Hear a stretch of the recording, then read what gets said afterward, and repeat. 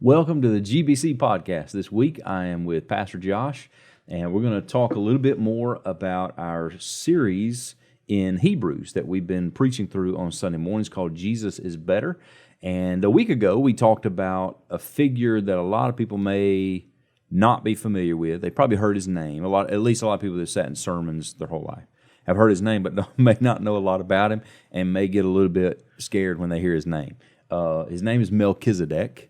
And there's confusion surrounding that guy, and there's really not a ton of information. There's not, and which leads to a lot of the confusion. And what we do get is very mysterious.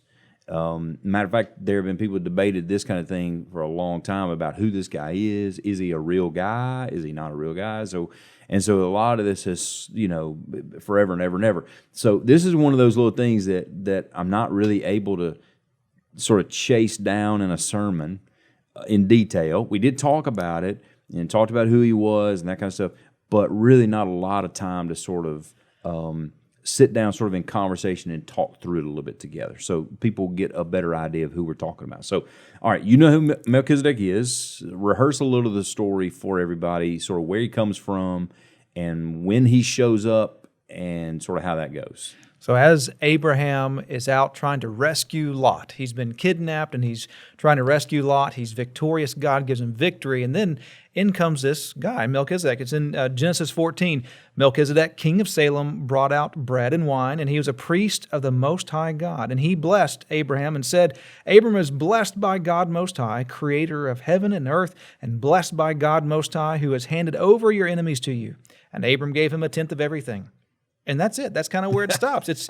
And Abram goes on, and he finishes up that whole interaction with the kings that are around.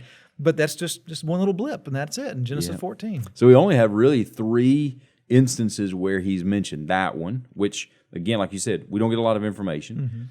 Mm-hmm. He pops up again in Psalm 110, but not as a way to sort of tell us any of the story, really.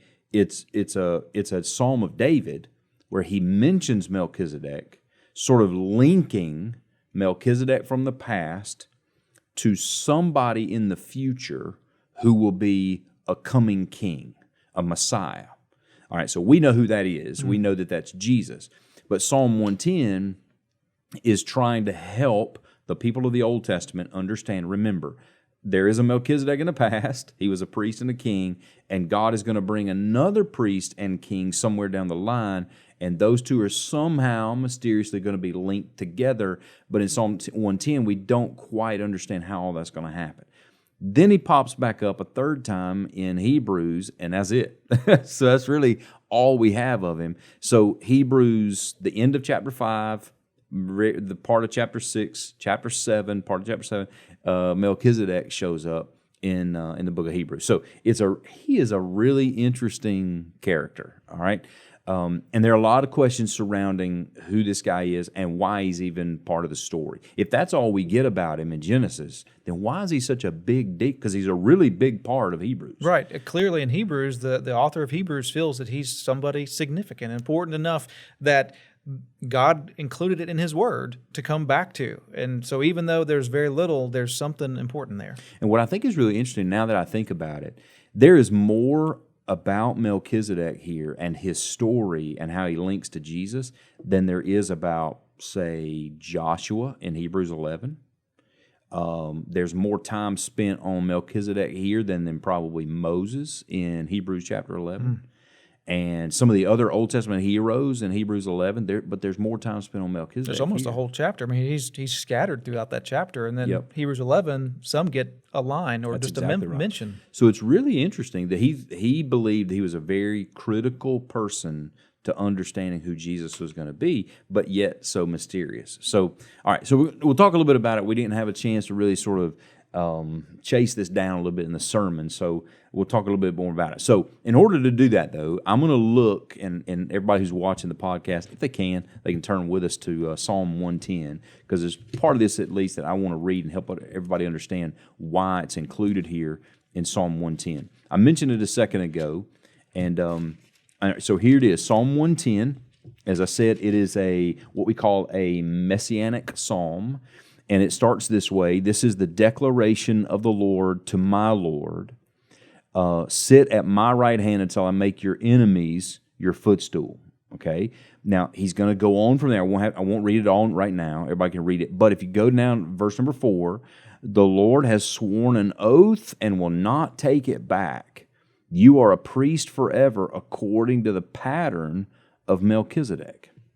So there again, you have this psalm of David that's talking about somebody who's going to come later, who will be the Lord who will rule mightily in Zion. But he's talking about it in the future tense.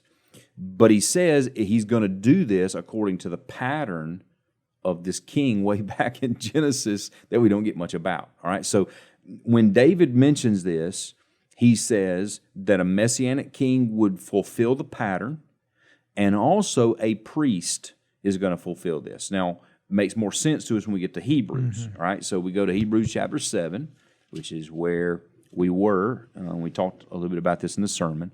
Chapter 7, verse 1. For this Melchizedek, king of Salem, priest of God Most High, which he's called in Genesis, met Abraham, blessed him as he returned from defeating the kings, and Abraham gave him a tenth of everything. There's that story that you read. First, his name means king of righteousness, then also king of Salem, meaning king of peace. Without father, mother, or genealogy, having neither beginning of days nor end of life, but resembling the Son of God, he remains a priest forever. So he's called in verse 1 the king of Salem, but he's also called the priest of the Most High God. Now, most people who know Old Testament stuff will know that you don't find generally people that are both priest and a king.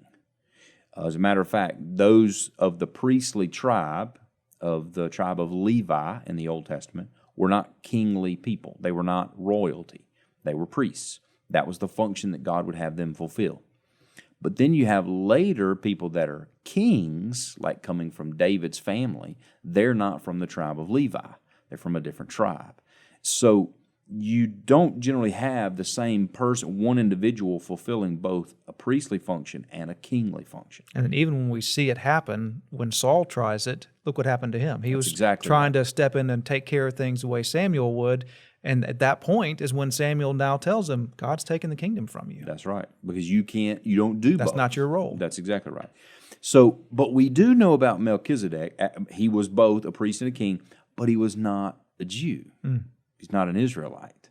He's a Canaanite. So when Abraham finds himself in that land of Canaan, having gone to rescue Lot, you read that story a second ago, where he takes the spoils of the victory and then meets this guy named Melchizedek, a Canaanite king and priest. Because this is Abraham, the father of the Hebrew people. So he couldn't be Hebrew. That's exactly right. So he meets him, and we don't know why. Nobody ever tells us why. The story in Genesis doesn't explain it. The writer of Hebrews doesn't explain it. Psalm 110 doesn't explain it.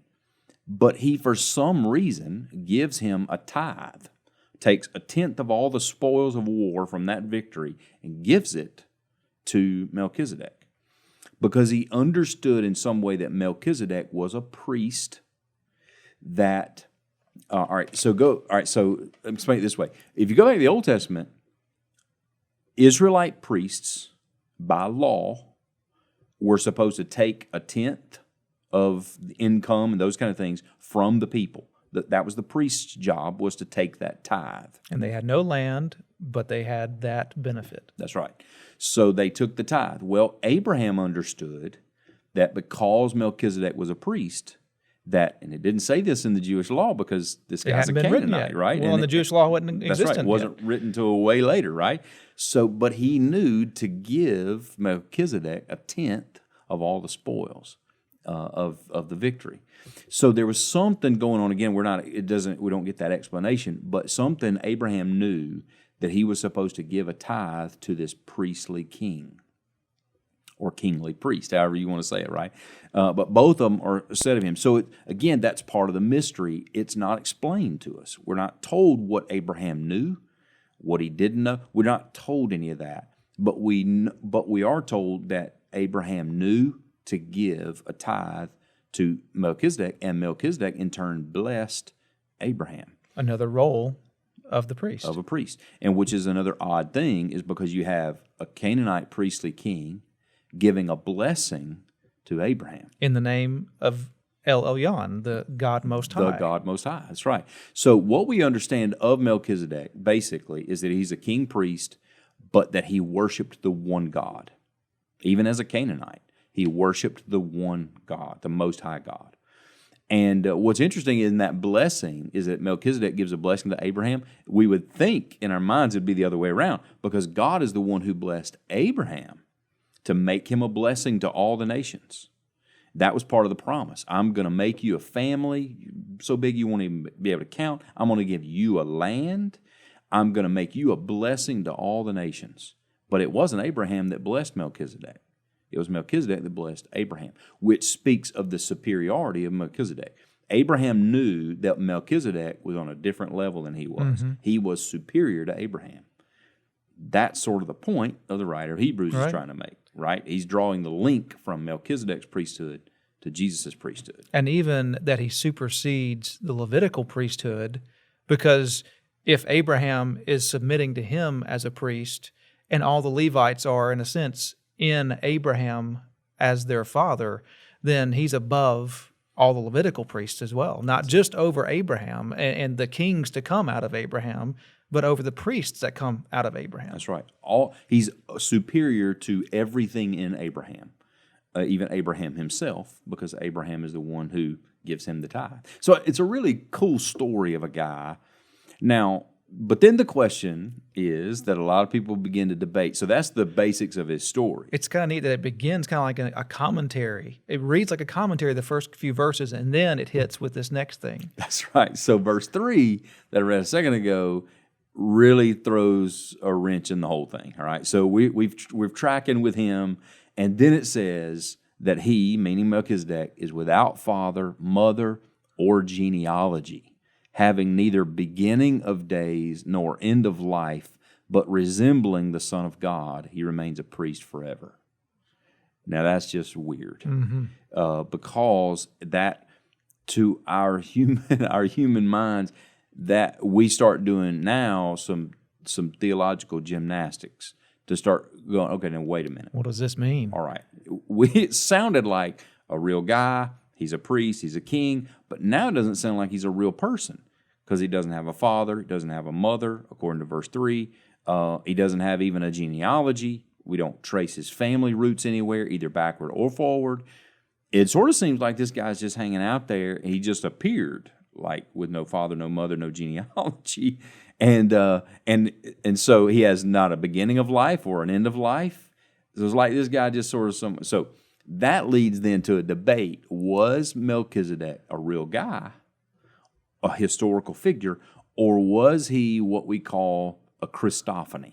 Okay, and that's another $3 like theological word, right? Christophany. For those who are not familiar with there's a couple ways to talk about that in the Old Testament, either a theophany or a Christophany. It just simply means an appearance of. So a theophany is like an appearance of God in some kind of manifestation in the Old Testament, or a Christophany would have been a manifestation of Christ in the Old Testament. All right? So there are several Christophanies in the Old Testament. Okay? Can you think of one example? I know one example, just off the top of my head, where Joshua is outside the walls of Jericho. He's about to go and have to march around the walls. But he's been given this plan, and then he goes out and he finds this soldier, an angelic soldier, an angel of the Lord, who's got his sword drawn, and he talks to him. I believe that's a Christophany. I believe Joshua was meeting the pre-incarnate Christ. I don't think it was an angel. I think it was the angel of the Lord, meaning the commander of the Lord's armies. That's what he called himself. So I think that was an appearance of Jesus in the Old Testament. Are there other ones you can think of? There are several I can think of that's like, well, that could be, and that looks like it might be, but I don't know if there are any that say, that's definitely Yeah. Jesus. And there's a lot of debate surrounding a bunch of them. Like, we think that could be, That looks and it really promising. could be. Yeah. So this is one of those that a lot of people think is a Christophany. That Melchizedek was not a historical figure. He was actually an appearance of Jesus. Right. That's the debate. Especially when you read that verse, and it's like, well, no heritage, no genealogy. Okay, that sounds kind of like it. All right. So I know what my opinion is. What is your opinion? Is it a Christophany? Is he a real guy? I think he's a real guy. I don't think it's Jesus. I don't think it's Jesus, because to me the whole point is that Jesus is even better than Melchizedek. I think all this is building up to say, in the Hebrew mind, this guy was pretty special, pretty different. They realized the significance of all the stuff we read in Genesis 14. The Hebrew mindset and the people of Israel understood what that meant. And the people who were worshiping in Jesus' time, they understood, Paul would have understood how set apart Melchizedek was because of that interaction. But I think the whole point is, and Jesus is even better. That's right. I agree with you. I have trouble believing that's a Christophany, because of what the writer of Hebrews is actually trying to do. Mm-hmm. I don't think he was trying to show that Jesus was already there, although we already know that.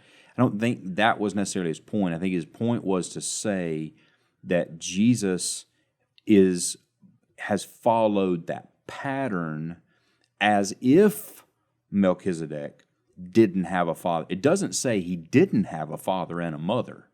It's the writer of Hebrews, I think, is trying to help us understand the story that we have of him in Genesis is given to us, and we don't have anything else. We don't have a genealogy of Melchizedek. It's nowhere to be found. We don't know who his father and mother were. I believe he had a father and a mother. But according to what we have in Genesis, that's all we have. We don't have a father and a mother story. We don't have a genealogical story. We don't know where he came from. We don't know where he went after that. And I think that's the writer of Hebrews simply saying that's what it seems to us in the Old Testament, is that he didn't have any of that. And I think what he's doing is using that story of Melchizedek to say Jesus, what it seems to us about Melchizedek, the historical figure back then, is actually a reality about Jesus. Mm-hmm. He has that pattern. There is no beginning or no end to Jesus. He is, and that's the point he's trying to make, is that Jesus remains a priest forever according to the pattern that Melchizedek sets in for us in the book of Genesis. So I really don't think it's a Christophany. I think Melchizedek was a real guy. And I think that's what the writer of Hebrews is trying to tell us, is that he was a real guy. Jesus was a real man, but he's better than Melchizedek. Much superior to his priesthood, superior to his kingship, superior to anything we know about him. Although as great as Melchizedek was for Abraham, the father of God's people, to give him a tithe, as great as he was, Jesus is even better than that. Mm-hmm. Jesus supersedes all of that. And so I think that's what he's trying to do in Hebrews. Yeah, I agree. I think some folks might look at it and go, well, but it says he's the king of Salem, king of peace. Well, Jesus is the prince of peace. That's right. Or they might say that, he's this one that is so different and no history, and so they just. But I think it goes back to he's better. Yeah, I agree. Jesus is better. I think that's what he's trying to do here. And there's a lot of debate on all that kind of stuff. As a matter of fact, there are other people who believe different things about this guy, Melchizedek. Mm-hmm. Our Mormon friends even believe that Melchizedek forms a pattern or an order of present-day priests and apostles that we continue to follow, or we should continue to follow that kind of order or pattern set by Melchizedek now for priests and apostles. We don't believe that. We don't agree. But there's the reason I say that is because there is a lot of different ideas about Melchizedek, and I think the fair understanding of who he is simply a linking that the writer of Hebrews is trying to make to show us how better Jesus is than anything in the Old Testament. The greatest people we can find in the Old Testament, the highest people we can find, Jesus is better. Jesus is higher than all that. He's he's superior to everything. And I think that's the point that he's trying to make. Yeah. So, Anyway, it's fun to talk about Melchizedek. Yeah. Anyway, a lot of people get afraid of that whole discussion because they don't know who he is, don't know what to think about him. But anyway, I don't think we should be afraid of Melchizedek. No, I think as long as we stick to what Scripture says and we see that Jesus is better in it, and I think it's okay to have some different views. So I think a fellow brother in Christ, sister in Christ might say, well, I think that could have been Jesus. And I don't think that necessarily takes away, I don't think it puts them outside the camp of orthodoxy. Yeah, I agree. I think there's room. There's a little bit of room to sort of give and take here, just because it is so mysterious. And I think we need to be generous with each other in that area. But at the same time, I believe I know what he's trying to do here, and that's just one of those trails you can't really trace don't have time to really chase down in a sermon. Hopefully we've been able to do it here. But that's sort of what we're going to try to do over the next several weeks together in this podcast, is chase down some of these things that we can't really spend time with on sermons. So anyway, hopefully that helps. We'll see you again next time on the GBC Podcast.